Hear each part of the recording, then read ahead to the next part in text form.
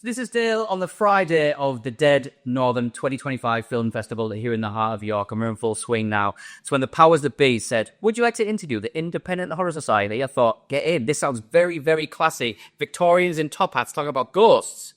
That's not what it is. So what is it, Chris? It's an incredible community of fabulous filmmakers and fans basically loving horror, and independent horror in the main. And don't we need it, right? I mean, it's so incredible to see so many people here that just come out to see offbeat, nuts horror films that, sometimes like the wide releases that other big budget horror films do.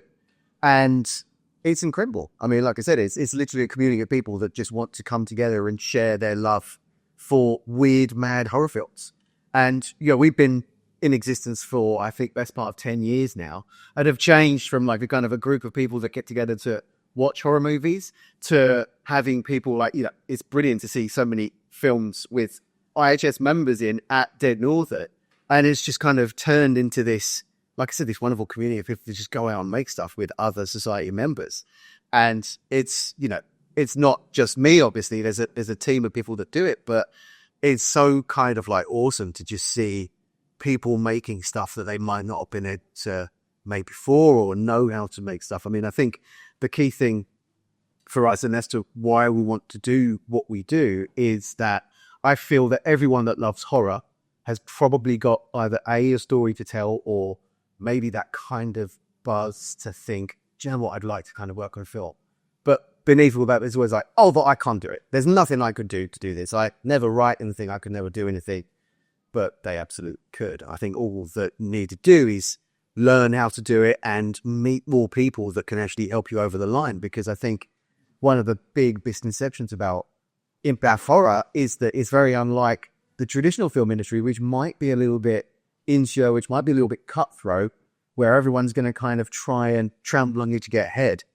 Horror is totally different. Everyone's more than happy to help people out on their journey to get stuff made and help people up and on the way. And it's just been incredible to see. I mean, it's, like I said, 10 years of my life that is just awesome. And like I said, crowning glory is coming somewhere like this and just seeing so many people that I know on bills of so many awesome films. And it's incredible to see. Absolutely love that. So a group of people thought, let's just watch horror and love it. And I'm like, you know what? B-movie, cheap, budget, whatever you want to call it, does not get enough love. Let's help that grow. That's because you're right. The disparity between the top level films like Avatar, costs all the money in the world, to your low budget film is so ridiculous, isn't it? There really isn't the support for that low budget stuff. Yeah, and I think it's so easy to kind of get lost in budgetary crap, right? I mean, let's look at stuff like Weapons, so Zach Gregor or Megan or stuff like that. These films exist and get multi-million-dollar advertising budgets, right? So you're seeing them everywhere. I mean, bearing in mind, yes, they're bigger budget films anyway, but how, if you've made, say, a £50,000-100,000 feature, how on earth are you going to kind of compete? It's like if you started up your own supermarket, are you instantly going to be able to compete with the like of Sainsbury's or Tesco's? You're just not. So does that mean that the film is any worse than some of these big budget projects? No. In fact, often they're much better sometimes. It's got to be a lot creative. Well, yeah, exactly. I mean, when you're kind of making a film that you want on the budget that you're setting or raising yourself, you have full creative control, which is great. So you do see much more kind of creative and new projects come to light. And it sucks when you think that not enough people will see those. And I think some of the best screenings and stuff that we've had are where we've had people come in because it seemed that it's a horror night, but they didn't even really know that there are people that make stuff off their own batch, outside of the studio system, etc. And they're like, oh my God, I didn't even know that people actually did this sort of stuff. And it's so awesome. Where can I kind of see more? And that for us is like the goal, because it's like, look, it doesn't matter. If you're a fan of horror, it doesn't matter. You're not a fan of horror, just the big budget stuff. No one who does that. It's like you like horror because you want to get scary. You want to see cool, dark stories. And that is completely on your budgetary spectrum. Yeah, I'm I pretty much only watch the B-movie low budget stuff. I'm a bit obsessive, to be honest. But I was in a room at home, I'd get DVDs and I got signed DVDs, but only from people we've never heard of. Absolutely, I was really adore it. And I remember the time that it actually happened for me. I was in Asda and I bought a film for £7. And I took it home and I watched it. It was a horror film and I loved it. And I researched it. And the film budget for that entire film, it was released in Asda for £7, was $5,000. What? So they made that film on $5,000. And I thought, by buying that one DVD, I have created a reasonable percentage of that budget back. It's reasonable. But if you go and buy your avatars and your stuff like that, like I will drop in the ocean. You do not matter. Yeah. And that moment for me crystallized it. I was like, this is what I love. I'm making a difference. Yeah, and to shed light on the other side, Kurt, you are totally right. Because when you get your quarterly reports from your distributors, sometimes if you're a independent film that's released in multiple territories, you see the specifics. So you're like, 3 people watched my film in Cambodia last month, and it's like, this is so cool. And you, as filmmakers, you get a proper buzz, and it's the same. In the UK, sometimes you get a month where 7 people might have bought or watched your film, but it's still like a kick where it's like, oh my god, this is so cool. People that I don't know are watching my stuff. You might get a 1-star review, but you did take it. But I mean, it's does give me a spec. I buy a lot of the limited release because like physical media is making a big comeback. So you get some of the physical sort of limited releases of 200, 500 films. I've got friends. We live in Malton, which is a very small town near, and we'll buy 2 of those, one each, and it'll be like 2 of those 500 films. That's all that exists in this tiny town in Yorkshire. So what is going on there? Yeah, it's giving me such a kick to think actually, that's quite a big percentage in this tiny little place that you've made of these films that will never ever, you've been made more of. It's just such a wonderful thing. It is, and I think that the ability to still sell physical is almost completely just exists now in let's say genres, so horror, sci-fi, some thriller stuff, or come weird sort of international presses of stuff. And that, for me, you can't get that outside of horror. And I think that just kind of reinforces that, there's no bigger community of film fans than, let's say, horror or sci-fi fans, really. And I think the horror probably just about trumps sci-fi in that too. I've always said that because weird things like, well, I wouldn't have started at the time, the London, Rom-Com Society or something like that, because there's just not that kind of link to films like there is in horror. And I think it's understandable, right? I mean, I was just actually talking to Daisy downstairs, director of Blood Buzz, as to why horror is what it is, and it's because horror allows you to tell dark stories that you probably couldn't get away with in any kind of other media or genre, and so they connect with people, because let's say mental health is such a strong topic that is spoken about in horror films that so many people go through but don't talk about. So people connect with films about that because they've sort of gone through it themselves, or they've seen those situations as well. And I think that just strengthens that community feel where it's like, hey, these things are telling my story and I don't know that, but I've been through this. And it's stuff like that, telling those stories that matter to people through the guise of horror, that just brings people together. And I think that's why when you go to film festivals like, Dead Northern or any of the other ones that are genre specific, people go, yes, to the films, but they go to hang out with the people as well. They go to make new mates, or they go to, just spend time with people that love the stuff that they do. And that's exactly what you do now. At Blood Buzz guys said a lot of them met at an IHS event. Yeah, I mean, that's great. I mean, that's what we love, because that's literally what we do. And it's literally just hosting events where it's like, hey, come down.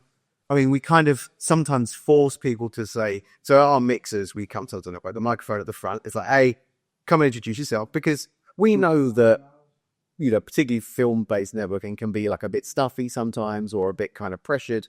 And for us, it's like, hey, let's just get some drinks and we'll, listen to some cool music, and everyone can kind of chat and make friends. And hey, there's a microphone at the front. If you want to come and say hello, great. And that's what people do. I mean, it takes a couple of goes, a couple of people to stand up and just say, hey, I'm XYZ and I do this and this is my favorite film, whatever. Everyone applauds them, they come off, and then all of a sudden everyone around's like, oh, I could probably do that. And so then we get a queue of 20 people doing it. And then after that, you just see everyone talking to each other. It's like, hey, I didn't know you kind of did this. And then things happen. And it's nothing that we do in terms of heavily linking people or using people's data to say, hey, we should work with that. It's just giving people a chance to say something. And, it's the easiest job in the world for us because it's horror and everyone fucking loves it. And it's, everyone wants to make cool shit. And it's great to see stuff like Blood Buzz come together with, people that we've helped to bring together. I mean, it's obviously the hard work then starts there, and they've done an incredible job of putting a brilliant film together. But just seeing people's, or just hearing the people that kind of met at something that we've done is just so cool. Love it. So it's phenomenal that you do that, and and you bring cinematographers, with editors, with producers, with actors, and directors. That's fantastic. Are your events open to people who aren't actually in the film industry? Oh, 100%. Yeah. I mean, that's, like I said, that's kind of part of our mission, because I think that every horror fan has either a story to tell, or, if they don't, that's totally cool. I mean, just be a fan that loves it. It's great. But if there's ever that kind of little kind of fire again, I'd like to kind of get involved. That's what we're here for. I mean, because, even if you've got no filmmaking experience or writing experience, you might be like an office admin, which is brilliant, because guess what? Part of the PA with Jonathan production assistant is to administer stuff and be organized. And, it's probably one of the most important people on set. So if you kind of could lend that skill set to a film set somewhere, then you'll be more valuable than you'll ever know. And it's just great to see people like, oh yeah, okay, I could probably do that. And they go and do it. And then you hear, oh my God, this person's so good, they're so valuable. And then you feel the career start, and it's trying to kind of break down those barriers of like, and it's not just film, right? It's life, where there's always that imposter syndrome, right? Where you're like, oh, I can't do that because I've not been through 10 years of film school training. It's like, well, fucking no one has. No. And it's just meeting the right people with doing what I'm passionate about.